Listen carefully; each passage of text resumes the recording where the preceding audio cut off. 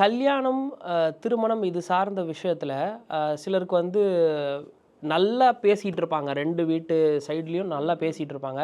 But திடீர்னு என்ன ரீசன்னே தெரியாது. ஏதாவது ஒரு காரணத்தினால அந்த பந்தமே முறியும். அந்த கான்வர்சேஷனும் ஃபர்தரா போகாது. மேரேஜும் ட்ராப் பண்ணுவாங்க.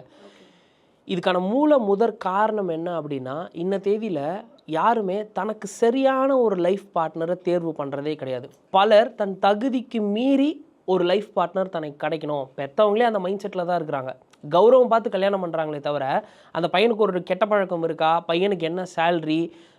அவன் சொன்ன இடத்துல தான் அவன் வேலை செய்றானா? அவங்க சொல்ற இடத்துல தான் அவங்க வீடு இருக்கா? அப்படின்றது கூட யாரும் பார்க்கறது கிடையாது. அந்த பேக்ரவுண்ட் வெரிஃபிகேஷன்னு ஒண்ணு வரும் இல்லையா? அந்த பேக்ரவுண்ட் வெரிஃபிகேஷன யாருமே ஒழுங்கா பண்றது கிடையாது. அது பண்ணாலே நம்ம கெட்டவங்களாயிடுறோம் இன்ன தேதியில. வேவு பார்க்குறாங்க அப்படின்ற ஒரு இது வருது. நீங்க இப்போ கூட சமீபத்தில ஏதோ ஒரு படம் வந்து பயங்கர ஹிட் ஆச்சு. டிராகன் அப்படின்னு சொல்லிட்டு.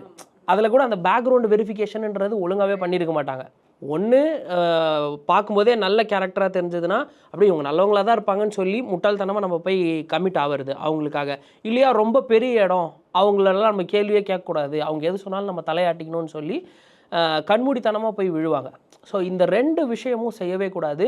இந்த 2 அப்ரோச்சை நீங்க ஃபாலோ பண்றீங்கன்னா, எப்ப வேணாலும் உங்க திருமணம் நடுவுல பிரேக் ஆவறதுக்கான வாய்ப்பு அப்படின்றது இருக்கு.